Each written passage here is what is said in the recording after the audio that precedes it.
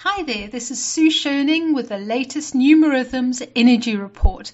I hope you are doing well as we head towards the middle of 2015. My last energy update was in January of this year, and I remember saying I'd be back within the following month. But somehow February passed me by in a blur of frantic activity, and I completely missed March. And I really only surfaced for air towards the end of April, beginning of May. And now, here we are, hurtling towards the middle of the year.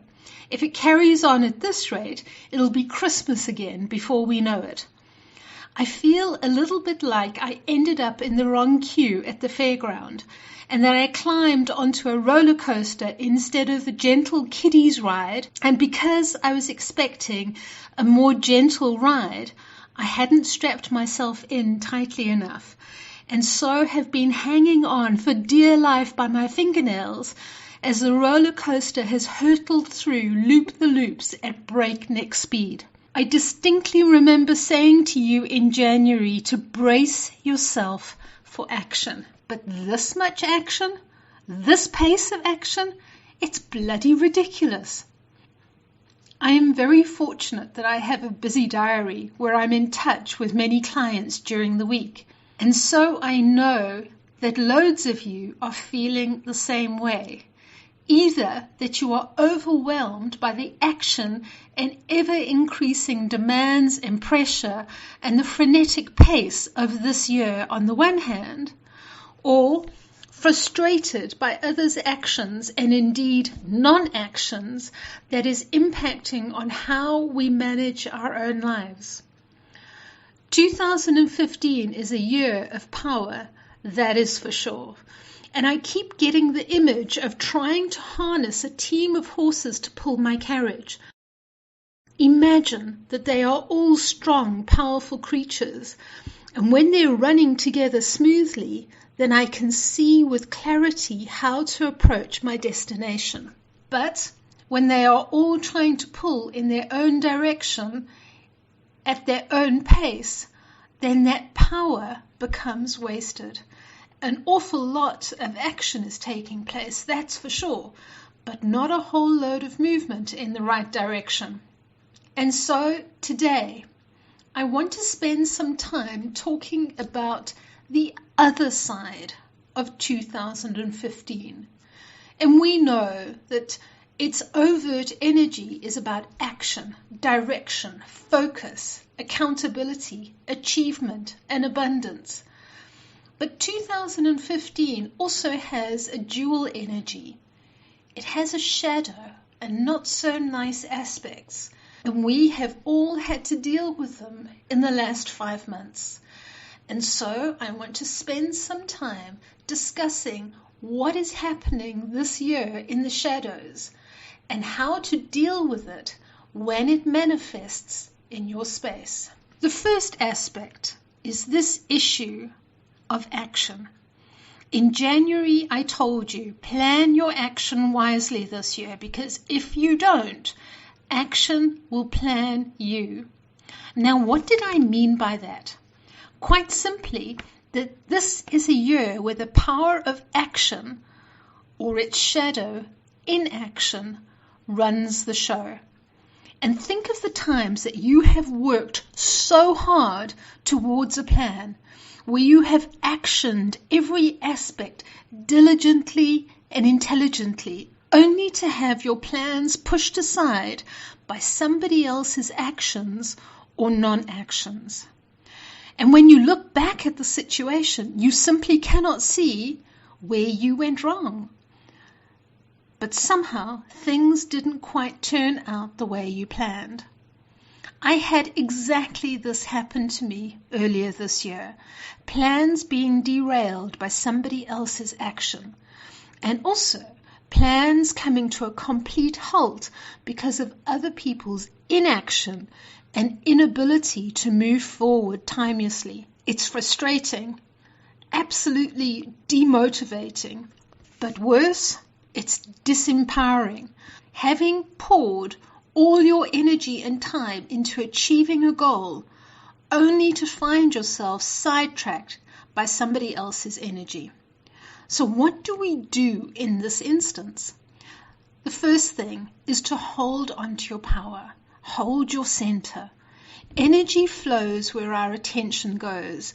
And if we erupt into anger, apathy, depression, or anxiety, then we lose any sense of power that we have, with the result that everything that we touch runs the risk of being touched with the energy and vibration of apathy or anxiety, and not with that sense of power and purpose.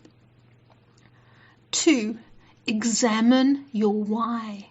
We are driven to take action because of a desire to achieve a goal. So why do you want to achieve that goal? Examine what it will do for you and those around you. Because when our why is not defined enough, our action steps simply peter out through our own inactivity and apathy. The third thing to do is to stand back and look at the bigger picture. Is the information you received during your period of delay or derailment important and necessary for the end goal? Earlier this year, when I was still fresh and eager to start 2015, my father-in-law became seriously ill, requiring constant care and nursing. I had a million things to do in the office, but they all got shoved onto one side to make way for far more urgent, more demanding tasks of caring for a very elderly man. And in the beginning, I frazzled myself completely trying to do it all until I realized that I had to delay my stuff because his stuff was life and death.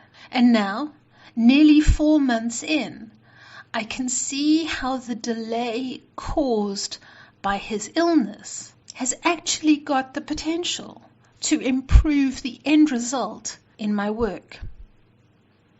Ask yourself, how does this delay that I'm experiencing between the action and the results benefit or damage me now, in 6 months' time, in a year's time? What information or perspectives have I received because of this delay that I wouldn't necessarily have received if the delay hadn't happened and things had gone according to my plan in the first place? And number 4, take a step back and look at the people in your space who are impacting on your actions, either by their stronger opposing actions or needs, or by them not taking the right action at the right time. And ask yourself, what do they contribute to your journey, your understandings? Are they people who should be walking this road with you, or are they hindering and blocking your way forward? Where does the control of power sit? And what are the consequences, the compromises, the conflicts or choices that are either open or closed to you because of who holds the power? A critical aspect of 2015 is control and judgment, which can lead to a power struggle as people try to exert their authority and flex their power muscles. Of course, it's meant to be about self-awareness, perspective, and self-discernment. But the shadow of perspective and discernment is judgment and intolerance. And the shadow of self-awareness and owning your power is control, management by others, and power struggles. 2015 has seen an enormous amount of judgment, anger, intolerance, and power struggles. Gossip seems to have been at an all-time high. Judgments have been made without people even knowing the facts or the person involved. Anger and intolerance have threatened to push out calmness and perspective, leaving some people to wonder what on earth happened to make people so downright bitchy and self-righteous. So what do we do in this instance? I've always thought that Byron Katie's work is highly appropriate when it comes to dealing with judging and intolerance, whether it is us doing it to somebody else or others doing it to us. And the first thing, of course, to ask is this my business? Is it your business? Or is it God's business? And if, and only if, I can honestly answer that this issue is my business, do I need to take it onto my shoulders? If it doesn't concern me, then my judgment has no place in the situation. Byron Katie reminds us to ask, is this statement true? Before we pass judgment or accept judgment from anybody else. Is it true? If somebody is gossiping or talking about someone, is it true? Before we believe it, is it really true? How does believing that this is true affect the way I believe or behave to somebody else? Or indeed to myself? Where would I be without this thought? What do I need to do to change this thought? And then to stand back and ask, who holds the power here? Have I lost my power and my center because of what I believe somebody else is saying about me? I have found myself on both sides of this fence over the past few months, in judging others when it really was none of my business what they did or said, but also in being judged by someone else. And I know that many people out there who are listening to this have also felt the sting of being judged by other people. 2015 will see many of us thinning out our friendships and our relationships into those who honor and respect the true reflection of who we are, and those who are unable to see or accept who we are. Again, you hold your center. Spend time defining and learning your truth. Within your truth, you will find the center of self-awareness and self-discernment. Use this period of 2015 to define where your borders and boundaries are and what your core values are. Because once we know where our core values are, once we know where our borders begin and end, we are able to define clear boundaries as to what we will accept and what we won't. The last aspect that I want to talk to you about is the shadow aspect of money. Money this year is supposed to be in abundance, but it would be far more accurate to say it like this. What is in abundance this year is our attitude, belief, and manifestation of what money means to us. And so ask yourself what money means to you. What excites you about it? What does it allow you to do? What are your deepest hopes about money? And likewise, what are your deepest fears?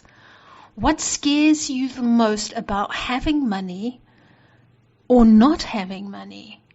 What or who controls how much money you allow in your life? How do you feel about what you have to do in order to generate money? This is such an important issue that I will be running a Skype conference session at the end of May. And if you'd like to be part of it, please just drop me a line so that I can send you the details. The most important thing about 2015 is to remember that it is an energy of power, action, control, and achievement. So draw the figure 8 sideways on a piece of paper so that it represents the symbol of infinity. And 8 is the numerological value of 2015. 2 plus 0 plus 1 plus 5 gives us an 8. But if you put it on its side, think of it like a seesaw, with all the good and powerful aspects of it on the one side inhabiting the one circle, and all the heavy, judgmental, intolerant, and harsh aspects on the other. And what we have to do is we have to stand center in the middle of the 8, where those two circles meet. We have to stand on that bridge, because it is there that we will find our power, our strength, and the ability to hold the center with perspective, with discernment, and with self-awareness. If you have time, please be sure to work with this month's meditation, because it will help you to hold your center and to define your energy with power and perspective. I hope you found this podcast beneficial and useful. Until next time, this is Sue Schoning from the Soul Lighthouse, and you have been listening to the Numerhythms Energy Report. Bye for now.